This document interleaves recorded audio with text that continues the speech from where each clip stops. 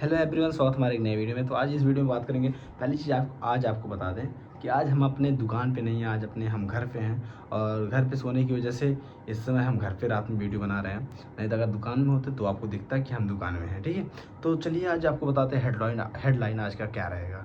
Headline आज का यही रहेगा कि 5 नियम ऐसे हम आपको बताएंगे जो एक सफल दुकानदार का लक्षण, गुण, जो भी मान लीजिए आप, कि वो उसके अंदर होना चाहिए। 5 जो हम आज 5 नियम बताएंगे। ठीक है, अगर वो नियम के अनुसार नहीं चलता तो एक सफल दुकानदार वो कभी नहीं बन पाएगा या कभी बन ही नहीं सकता। ठीक है, तो सबसे पहला नियम ईमान पहला नियम क्या है? पहला नियम ये है कि अगर आप अपने खुद कस्टमर नहीं अटेंड कर रहे हैं, अपनी दुकान पे अपने काउंटर पे खुद बैठ के कस्टमर नहीं अटेंड कर रहे हैं, तो आप कभी आगे नहीं बढ़ पाएंगे। ठीक है, अगर आपका ऐसा दुकान है जो फिक्स रेट पे हो या फिर एक रेट पे दुकान हो आपका, अगर आप देहात में हो, देखिए हर दुकानदार के लिए अलग अलग नियम होता है। पहली चीज़ ये हो गया। दूसरी चीज़ क्या है, अलग अलग नियम क्यों होता है? अलग अलग नियम इसलिए होता है कि शहर का व्यापार कुछ दूसरा रहता है और गांव का व्यापार कुछ दूसरा रहता है। शहर का व्यापार है, आपने दुकान खोला, प्रोडक्ट लगाएं, रेट अपना जो भी लगाएं, आप फट गए, काउंटर पे कोई भी बैठा है उससे नहीं मतलब, गया कस्टमर, देखा, रेट पसंद आया, ले लिया सामान।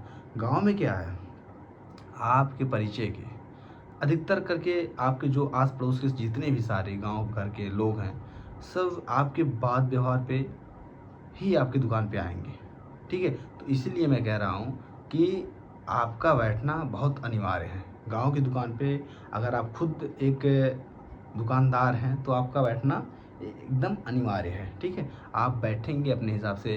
देखिए आदमी किस हिसाब से आपका मैनेज कर रहा है ये आप कभी नहीं जान पाएंगे। ठीक है, क्योंकि जो है आदमी तो आदमी अपने हिसाब से मैनेज करेगा, लेकिन आप जो है अपना कस्टमर एक अपने हिसाब से मैनेज करेंगे।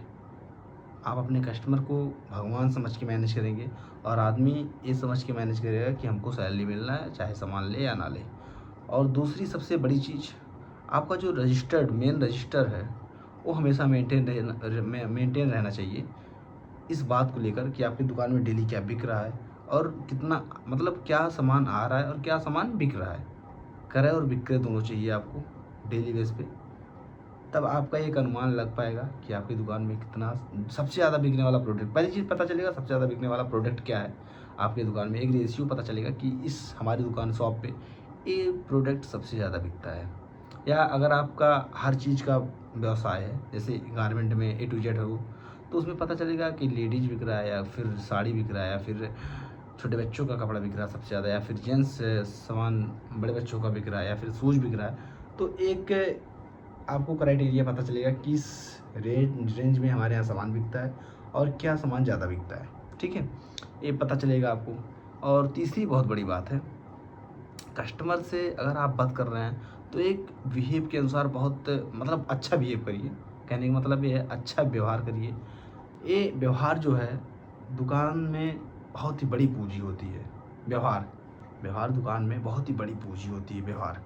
ठीक है, अगर व्यवहार आपका बढ़िया है तो आपका एक बार अगर आपका सामान घटिया भी रहेगा ना तब भी बिकेगा। लेकिन अगर आपका व्यवहार घटिया है तो आप सामान कितना भी बढ़िया रख लीजिए, नहीं बिकने वाला है। ठीक है, और चौथा, कई लोग क्या करते हैं, ज़्यादा बेचने के चक्कर में ज़्यादा उधार करते हैं।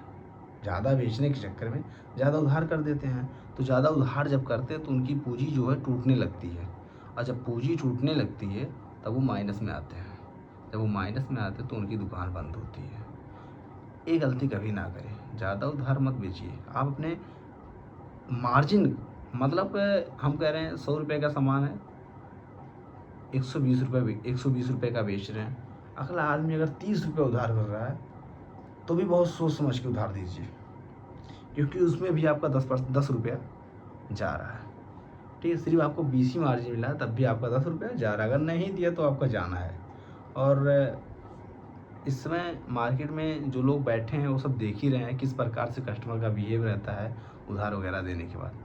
तो सतर्क रहें, सुरक्षित रहें और अपना व्यवसाय चलाते रहें। ठीक है, तो ये जो मैंने हेडलाइन आपको बताया है, जो बहुत ही एक अपने ऊपर खुद का ये प्रयोग किया हुआ लाइन है। ठीक है, ऐसा नहीं है कि हवाई में बोल रहा हूँ। मैं आपसे कई बार बता चुका, मुझे बिज़नेस करते हुए 7 साल हो गए। 7 साल हो गए मुझे बिज़नेस करते। 7 साल में बहुत कुछ सीखने को मिला, बहुत कुछ जानने को मिला। कैसे बिज़नेस होता है, कहाँ से होता है, किसके ऊपर भरोसा किया जाए, किसके ऊपर नहीं। हर चीज़ जानने को मिला। कस्टमर कैसे जुड़ते हैं, कैसे बिछड़ते हैं, सब कुछ जानता हूँ। इसीलिए इस सब अनुभव के साथ ही आपको बता रहा हूँ कि आप लोग ये 5 नियम ज़रूर फॉलो करिएगा। जो मैं 5 नियम आपको बताया हूँ, एक बार फॉलो करके देखिएगा। अगर आपको फ़ायदा ना हुआ तो फिर कह रहा हूँ, ठीक है? तो अगर आप चैनल पर नए हैं तो सब्सक्राइब ज़रूर करिएगा हमारे चैनल को। हमारी हौसलों को बढ़ाने के लिए आप एक सब्सक्राइब ही काफ़ी है। एक कमेंट करिएगा प्यार